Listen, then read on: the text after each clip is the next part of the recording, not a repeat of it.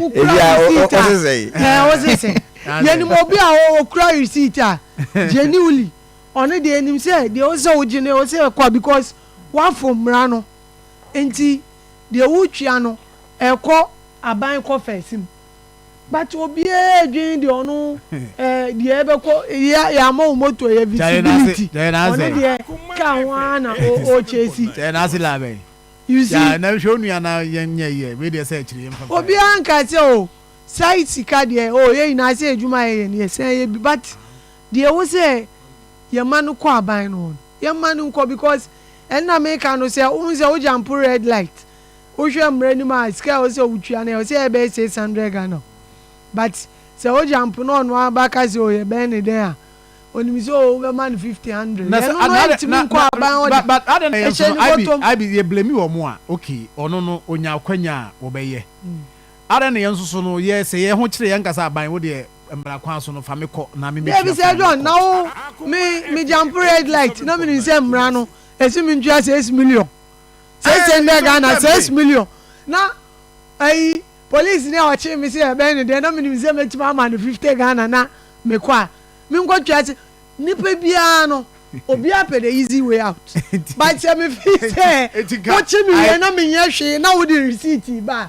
ochina no kwa no be deter me from crossing because that's what I'm saying say no yem pese posifo no yes say yem pese o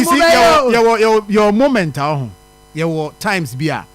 ukosia police ni na obi a usia no na e wo say name bi wa aban wo de ajiwe onya boni bia o there be say ne dey say we have friends because utimi ko to obi a utimi ye impress with ejuma kra no utimi ko to police forward point bia utimi say baby o mo gina de o mo juma no mo ye no risky kra o mo dedicate to o mo time say even though o mo juma but say there oh aban oh then we munyi we ntonso o ene dey esi eno no ho na say what jumpe here traffic light wa hana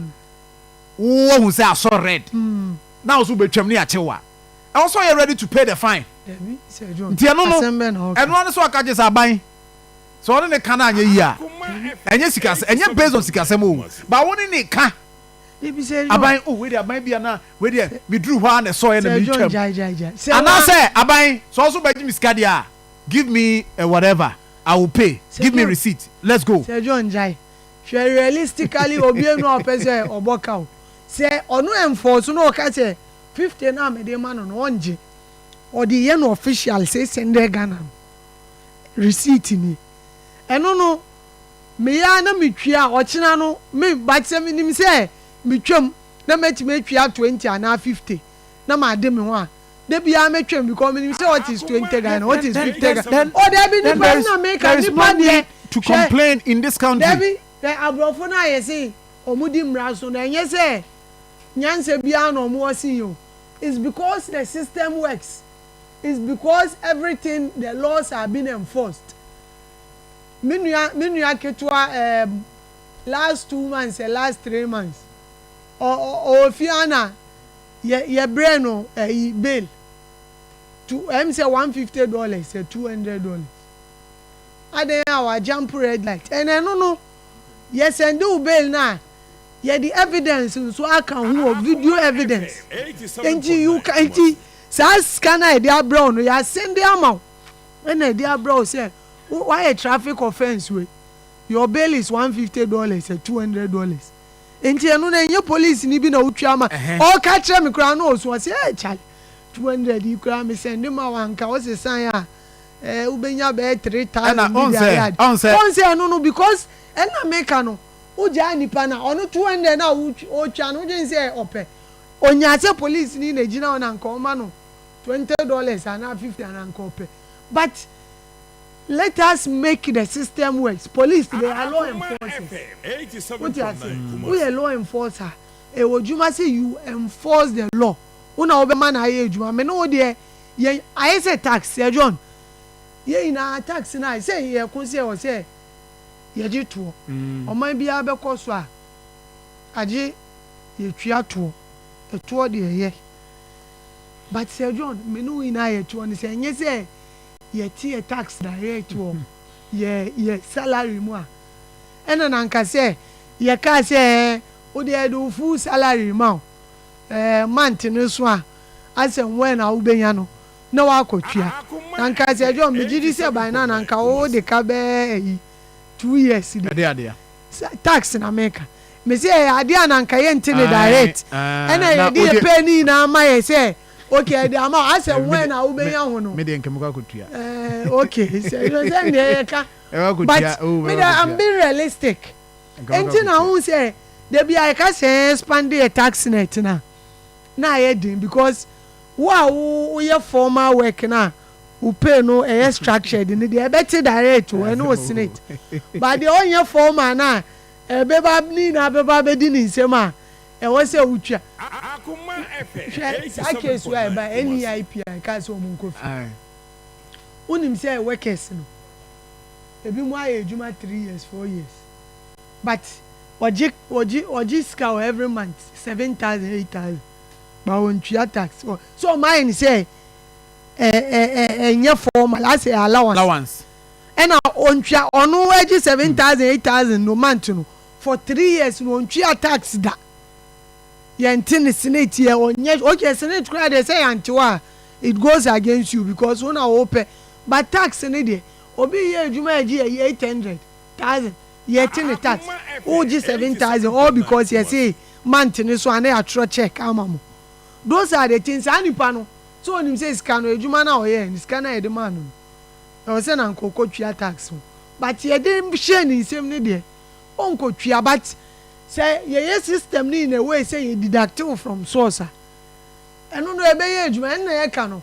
sɛ police foɔ no ka sɛ ɔmo ɛmfɔ so Ibrahim wagyampe mesrɛ wo mentimi ngye wo 20 anaa 50 no ɛyɛ mmara camera koraa na ɛbɔ hɔ no arekɔda ama head office ehu sɛ wagyampe so receipt ni nie you have to pay 600 Ghana na sɛ ɛdwo anadwo no me struggle atwa 600 Ghana wogye nso ɔkyena nanka traffic na ɛsɔ yellow koraa mentwam da mɛgyina because minim sɛ 600 bisa but 2030 ni deɛ we will be paying it ebi na ma ɔka sɛ as load no because ɔno 5,000 na ɔsi wɔtwa na sɛ ɔnim sɛ wɔbɛtwa 5,000 minu no ɔnim sɛ ɔnya bɛyɛ 50,000 wɔ excess load no so enti na 5,000 ni twa no ɛnyɛ ne ya no nti ɔsɛ nka wɔtwa kɔwia ka nneɛma ɔtwa bɛyɛ 60,000 menya 50,000 wɔ so metwa 60,000 ɛnna memfa SS no saa na etie nti before nipa deɛ wobɛtumi ama wɔde mmara na adwuma ayɛ adwuma na ɛwɔ sɛ punishment no emu edu enti na ɛyɛ ameka hwɛ yɛ okuro ma ebi mu blacks a ɔmo wɔ mining community wonim sɛ okɔ mining companies na ɔmo they have their own community mesi bibi ni wɔ hɔ otwi kaa ontwe onko below 30 onum nsuo mfa nto fam da when because onim sɛ cameras ɛwɔ around ɛna ɔyɛ ya no he will be fined ɛwɔ adwuma no but the same nipa no opie free mining ne community no ti sɛ egi emu ne kyerɛ ano mo ne eyi no na obesi town no main communities ni ma na obekuma sikim onum nsuo a otimi di sifo ɔkɔ mirika ha ya tro 30 na ɔkɔ 80 because onim sɛ cameras bienu a obi di speed obi won sɛ kyese jai enti ya no yesuro sɛ adeɛ bi wɔ hɔ a monitor because minim sɛ traffic light no cameras bɔ metwam a me yɛbɛtumi identify me bibia na yɛabɛ fine me menkɔ saa na ayɛ nti ɛno na ama aborɔfo yɛfii sɛ ɔmo mmara no ɔmo comport ɔmo systems no wɔ hɔ a ɛkyɛke o wobɛyɛ argument a because ano deɛ nti a ɛte saa no police ni kura ebi wa sɛ okay sɛsi a woka sɛ ma jump red light na me si me jump ya wa jump evidence way you can only say it's okay ampa but evidence we say the insist say still na me jump ya unso insist say o ma jump evidence no way but the evidence o am ntimi argue with you sana de na akwa ha ye kire ha sei no unim de omo ye ne say nti wuti anye na wunya police ni bia wonim wa woni wanya problem pen obama ho akyero aha ayi ha asokwa new road so a amanfo twem da wonim sɛ omutimi ma jump red light am ya chime omutimi sa o ene de in fact IB yado call office o say me say yado call office sound no mai o say sound me yampa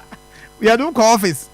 obi say yado be call office e be delay wona o say ene de me hwe wono kasa yado crowd yen say main one no na me twa U10 na man hwe say ah de ha no me twa ya na police ni enti obepie mani ma me kura ma adwena ma so se metwam ena o se ade na ma jam prayer me kura me be aju ba me hwe ade na na me se ye aban wa ka ban na ka officer o me ka se officer me ka chen say de o kan na me jitu ma ye but ma adwena ma ena no kura draw my attention say me twika me ka se ma adwena ma no me twam na nkaka e be free the other side there ba and I'm saying the troop kan kazabri guy mudi me na oh and they say me manage I say me jitu mu say mafom me jitu mu say oh okra no an kaska sem bia o okay me jitu mu say mafom and oh yeah na o ma medication kakra kan say we me first offense by next time no until since then no you do obia na honestly me steady pan sana me twem na no me Evans o nya me draw wa ba no wa ba nka me refer no chisa asem no say me never hi ayi so ai ni road yi so ya na hwiam ai post ni energy ni say aban ye ko ba bi nturu age license no e be sa ba ani hija ko yenti ye ba ye na you know say or question you say yeah young guys who say very respectful near there but or question you say next time they will take us on no so mamu twa say send mo de so no also book a receipt mamu twa say send uni Evans you know say mo twa 33 o ya ba ekoba no say or in fact yeah was assignment ni ekwa assignment ya assignment be mu ni Evans na say mutwa mo menji mu ni anyway go ba say you know we are off me I am manage omo a unso obi o bridge traffic offense na obechi wa educate wa ye obi enti enu sa no so wo jawo na o san ye second time na o chiwa no de enu kra de ni kwan se opa na to straight na o say me try to receipt no ma me na me hu me ka because why ba obi o nso a omo timi tete me problem with omo a sa new road na ya kan unse du anaju a ho no bush bi o and ho na kana mbeka wasem no timi tete o se no system no so check no o twen se wo twem an fine wo twem wo bridge wa frɛ wa frɛ de o moto ojina o de be do achi me de fine wa bridge traffic offense offense de but the way o tete na nipa ni twem na ya be cross me da say but it's so good yeah no o kwan no so say be ya be ma ebe boy ayi Eric Sikapa